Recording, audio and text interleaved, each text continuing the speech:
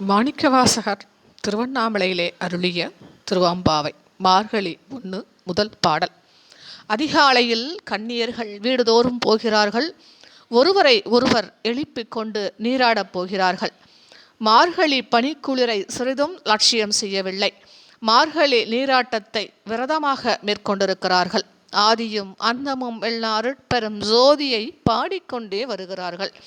அழல் வடிவமான அண்ணாமலை சோதியை அன்பு வடிவமான பெண்கள் பாடிக்கொண்டு போகும்போது குளிரேது பனி ஏது?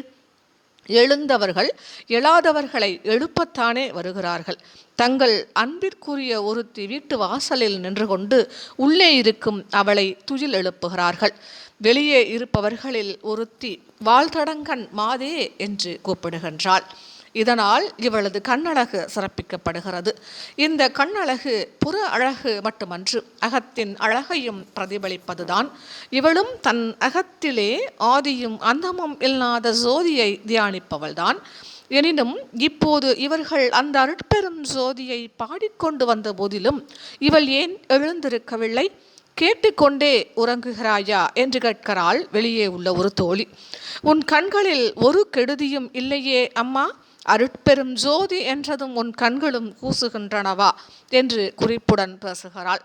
அருட்பெரும் ஜோதி ஆண்டவனின் சிறப்பு இயல்பாக இருப்பது போல் ஒளியும் விசாலமும் வாய்ந்த அழகு இந்த அடியவள் கண்களில் சிறப்பியல்பு எனலாம். உன்னுடைய கண்களும் பார்க்கவில்லை, காதுகளும் கேட்கவில்லையா என்று கேட்கிறாள். வன் செவியோ நின் செவிதான் என்று இவள் கேட்டதும் மற்றொருத்தி, அவளா உறங்குகிறாள்? நம்முடைய பாடல்களை கேட்டு மெய்மறந்து கிடக்கிறாள். இது அந்த தலைவியின் இயல்பு என்று பதில் சொல்லுகிறாள். நாம் வீதியில் நின்று வாழ்த்திய வாழ்த்துப்பாக்களை கேட்டதும் தேம்பி அழுது படுக்கையிலிருந்து கீழே புரண்டு கிடக்கிறாள் என்று சாளர வழியாக பார்த்து கொண்டே சொல்லுகிறாள் இந்த தோழி.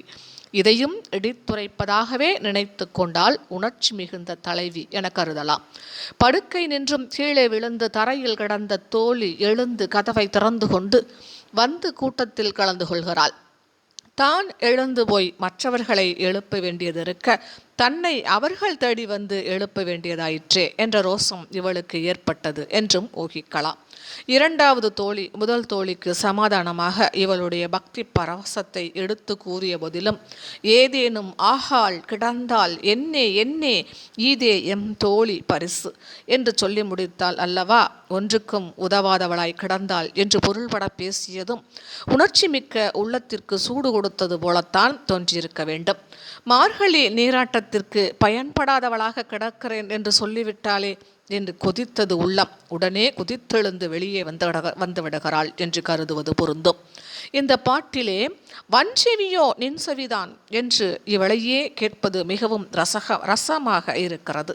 ஆண்டாள் திருப்பாவையில் மாமி உன் மகள் செவிடோ என்று தாயை கேட்டதாக வருகிறது. இங்கேயோ நீ செவிடோ என்று கேள்வி மேலும் ரசமாக அமைந்திருக்கிறது. உருக்கமாக தொடங்கி உரத்த குரலில் முதல் தோழி பரிகசித்ததும் உள்ளே இருப்பவள் எழுந்து வரவில்லை, ஒரு பதிலும் கொடுக்கவில்லை. இந்த நிலையில்தான் வேறொருத்தி கதவின் இடைவெளி வழியாகவே சாளரத்தின் வழியாகவோ பார்த்து அவள் செவிடு இல்லை என்று மற்றவர்களுக்கு உறுதி கூறினாள். படுக்கையில் ஒருபுறம் உறங்குகிறவள் வேறொரு பக்கமாய் கிடப்பது கண்டு அவள் செவிடுமில்லை குருடுமில்லை பக்தி பரவசம்தான் என்று சொன்னாள்.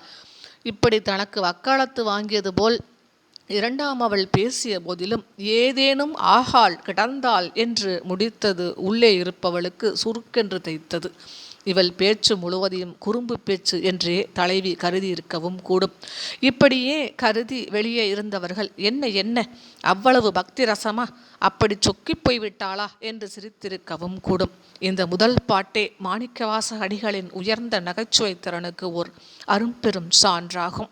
நகைச்சுவை பக்தி சுவையுடன் எப்படி சங்கமிக்கிறது வாருங்கள். திருவம்பாவை என்ற மாணிக்க மாலையில் முதல் மாணிக்கமே எப்படி சொபிக்கிறது. அனுபவிக்க அகக்கண் வேண்டும், உற்செவி வேண்டும்.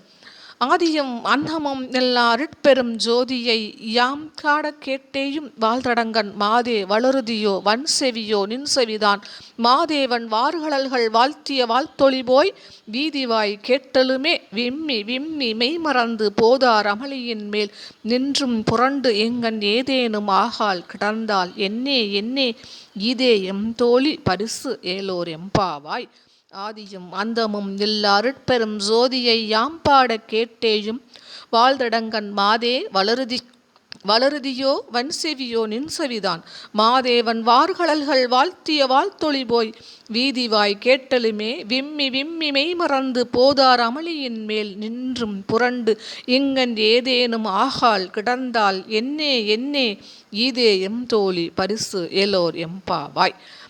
உறங்குபவர்களை எழுப்புவதற்கு கொஞ்சம் ஓசைப்படுத்துவது பண்பாடு. சிவநேச செல்வியர் சித்தம் அழகியார் ஆனதால் இவர்களை எழுப்புவதற்கு இறைவன் திருவடிகளை வாழ்த்தி பாடும் பாட்டே போதும்.